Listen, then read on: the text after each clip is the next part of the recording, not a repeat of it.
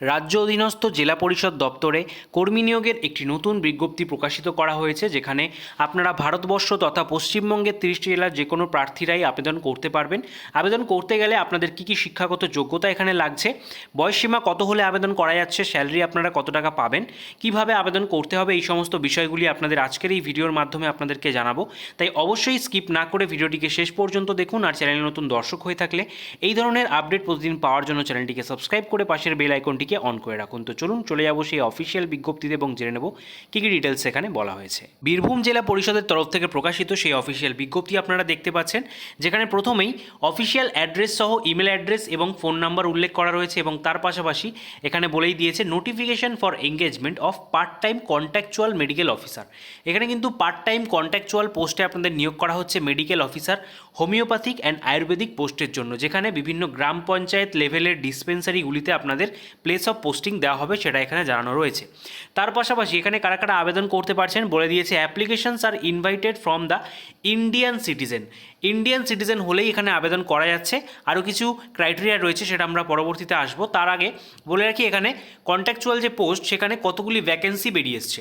তো দেখতে পাচ্ছেন, part time contractual homeopathic medical অফিসারের জন্য 16টি ভ্যাকেন্সি, part time contractual ayurvedic medical অফিসারের জন্য একটি, state budget head and part time contractual AYUSH হোমিওপ্যাথিকের জন্য একটি, এবং এনএইচএম অর্থাৎ ন্যাশনাল হেলথ মিশনের জন্য কিন্তু 18টা। টোটাল এখানে যে ভ্যাকেন্সি, সেখানে কিন্তু 36টা ভ্যাকেন্সি এখানে টোটাল বেরিয়ে এসছে এই সমস্ত পোস্টগুলির জন্য। ঠিক আছে, যেখানে গ্রাম পঞ্চায়েত লেভেল ডিসপেন্সারিতে আপনাদের নিয়োগ করা হবে। এরপরে বলেছে এলিজিবিলিটি ক্রাইটেরিয়া, যেখানে এডুকেশনাল কোয়ালিফিকেশানে অবশ্যই এইচএস পাস থাকতে হবে West Bengal council higher secondary এডুকেশনের তরফ থেকে, অথবা তার সমতুল্য ডিগ্রি থাকলে আবেদন করা যাবে। এবং তার পাশাপাশি অবশ্যই হোমিওপ্যাথিকের যে degree, bachelors degree in homeopathy অর্থাৎ BHMS from recognise university or institution থেকে কমপ্লিট করতে হবে by central council of homeopathy and must be registered with state or central council of homeopathy. অর্থাৎ BHMS ডিগ্রি, তার সাথে এইচএস পাস এবং অবশ্যই registration থাকতে হবে, তাহলেই কিন্তু প্রার্থীরা আপনারা আবেদন করতে পারছেন এই সমস্ত পোস্টগুলির জন্য। বোঝা গেল। এর পরবর্তীতে এখানে বলা হচ্ছে এজ, যেখানে ম্যাক্সিমাম এজ লিমিট বলা হয়েছে 50। যে সমস্ত জেনারেল প্রার্থী রয়েছেন তাদের জন্য, ST/SC হলে আপনারা আরও 5 বছর অর্থাৎ 55, এবং OBC প্রার্থী হলে আরও 3 বছর অর্থাৎ 53 বছর বয়স পর্যন্ত কিন্তু আপনারা এখানে আবেদন করতে পারছেন। এর পরবর্তীতে বলা হয়েছে 3 নম্বরে ল্যাঙ্গুয়েজ নোন।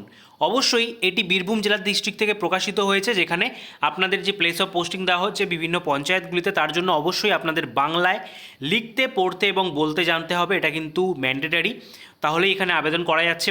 এবং তার সাথে 4 নম্বরে দেখতে পাচ্ছেন আপনাদের অনারেরিয়াম অর্থাৎ স্যালারি আপনাদের বলে দেওয়া হয়েছে। গভর্নমেন্ট অফ ওয়েস্ট বেঙ্গলের টাইম টু টাইম প্রেজেন্টলি আপনাদের কিন্তু 16,000 টাকা করে পার মান্থ দেওয়া হবে, সেটা এখানে জানানো রয়েছে। এর পরবর্তীতে আপনাদের কিছু ডকুমেন্ট সাবমিট করার কথা বলা হচ্ছে। তো এখানে অবশ্যই বলে রাখি, আপনাদের কিন্তু যে রিক্রুটমেন্ট প্রসিডিওর, সেটা সরাসরি আপনাদের যে মেরিট লিস্ট তার উপরে বেস করেই হয়ে যাচ্ছে। কোনো রকম এখানে লিখিত পরীক্ষা নেওয়া হবে না, এখানে ইন্টারভিউ নেওয়া হতে পারে। তবে তার আগে আপনারা যারা যারা আবেদন করছেন সেখান থেকে শর্টলিস্টেড করে আপনাদের কিন্তু সেখানে ইন্টারভিউর জন্য ডাকা হবে। তো এখানে যেই ডকুমেন্টসগুলো সাবমিট করার কথা আপনাদের বলা হচ্ছে, তার একটা লিস্ট এখানে 5 নম্বর কলামের আন্ডারে দিয়ে দেওয়া রয়েছে, দেখতে পাচ্ছেন। প্রথমেই বলা হচ্ছে admit card or certificate of secondary examination or equivalent or birth certificate, অর্থাৎ আপনাদের এজ প্রুফের জন্য মাধ্যমিকের অ্যাডমিট কার্ড অথবা বার্থ সার্টিফিকেট এখানে ইস্যু করার কথা বলা হচ্ছে। তার পরবর্তীতে এখানে সিতে বলেছে, দেখতে পাচ্ছেন 3 of epic Aadhaar, pan or ration card, passbook, bank pass, এগুলোর মধ্যে যে কোনো 3টে আপনাদের অ্যাড্রেস প্রুফ হিসাবে আপনাদের কিন্তু অবশ্যই এখানে চাওয়া হচ্ছে। এবং আপনাদের যেখানে আপনারা স্থায়ী বসবাস করছেন সেইখানের পার্মানেন্ট অ্যাড্রেস হিসাবে সেলফ ডিক্লারেশনও দেওয়ার কথা বলা হচ্ছে। তার পরবর্তীতে মেডিকেল সার্টিফিকেট যেমনটা বললাম, এবং আপনারা যদি ST/SC OBC হয়ে থাকেন সেক্ষেত্রে কাস্ট ক্যাটাগরি সার্টিফিকেটও এখানে চাওয়া হচ্ছে। ঠিক আছে, এবং এখানে বিতে আমি স্কিপ করে গেলাম। বিতে বলা হচ্ছে marksheet as A certificate for professional qualification, অর্থাৎ আপনাদের যে BHMS এর যে সার্টিফিকেট সেটাও কিন্তু এখানে চাওয়া হচ্ছে। এই সমস্ত ডকুমেন্টসগুলো আপনাদের কিন্তু অবশ্যই সেলফ অ্যাটেস্টেড করতে হবে। সেলফ অ্যাটেস্টেড করার পর এখানে যে আবেদন করার প্রক্রিয়া সেটা আপনাদেরকে বলে দিই, সম্পূর্ণ অফলাইনের মাধ্যমে রয়েছে। তার জন্য এখানে একটা অ্যাপ্লিকেশন ফরম্যাট আপনারা অনস্ক্রিন দেখতে পাচ্ছেন, এটাকে কিন্তু অবশ্যই আপনারা ডাউনলোড করে A4 সাইজে প্রিন্ট আউট করিয়ে নেওয়ার পর এখানে বাঁদিকে দেখতে পাচ্ছেন এখানে সমস্ত ডিটেলসটা লিখতে হবে, কোন ব্লক কোন ডিস্ট্রিক্টের আন্ডারে, এবং তারপরে লিখতে হবে এখানে আপনাদের যে সেলফ অ্যাটেস্টেড ফটোগ্রাফ সেটাকে অবশ্যই এখানে সাটিয়ে দিতে হবে, এবং তার পরবর্তীতে আপনাদের এখানে সমস্ত ডিটেলসগুলো দিতে হবে। ঠিক আছে, যেরকম name of the candidate, name of the father or husband, যদি মহিলা হয়ে থাকেন বিবাহিত সেক্ষেত্রে তারা হাজব্যান্ডের নামটা দেবেন। তারপরে address mentioning of block subdivision, কোন ব্লক সাব ডিভিশন থেকে আপনারা আবেদন করছেন সেই ডিটেলস দিতে হবে। তারপরে whether a panchayat resident of the gram panchayat for which applied for yes or no সেটা এখানে লিখবেন, যদি গ্রাম পঞ্চায়েতের রেসিডেন্টের আন্ডারে আপনারা হয়ে থাকেন। তারপরে ডেট অফ বার্থ, ক্যাটাগরি আপনারা এখানে উল্লেখ করবেন, ন্যাশনালিটি, আপনাদের জেন্ডার।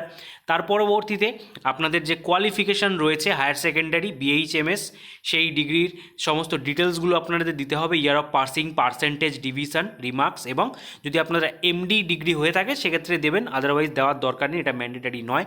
তারপরে ওয়ার্ক এক্সপিরিয়েন্স চাওয়া হয়েছে। তার পরবর্তীতে আপনারা যদি কোনো রকম গভর্নমেন্ট সার্ভিসের সাথে যুক্ত থাকেন সেক্ষেত্রে এখানে ইয়েস করবেন, যদি না হয়ে থাকেন তাহলে নোতে টিক করবেন। তারপরে রয়েছে ডিক্লারেশন, যেখানে আপনারা ডেট, প্লেস এবং ফুল সিগনেচার দেওয়ার পর যেই ডকুমেন্টসগুলো বললাম সেগুলোকে অবশ্যই সেলফ অ্যাটেস্টেড কপি অ্যাটাচ করে এবং একটি অবশ্যই ক্লোজ এনভেলপের মধ্যে ভরে এটাকে কিন্তু পাঠিয়ে দিতে হবে। এই যে অ্যাড্রেস রয়েছে এই বীরভূম জেলার সম্পূর্ণ যে অ্যাড্রেসটা সেটা আপনারা দেখতে পাচ্ছেন, এই অ্যাড্রেসে আপনাদের কিন্তু সরাসরি অথবা আপনারা যদি চান স্পিড পোস্ট, রেজিস্টার পোস্টের মাধ্যমে আপনারা গিয়ে জমা করে আসতে পারেন, এবং তার যে অফিসিয়াল ডেট এখানে পাবলিশ করা রয়েছে সেটা রয়েছে 16/2/2024 তারিখ।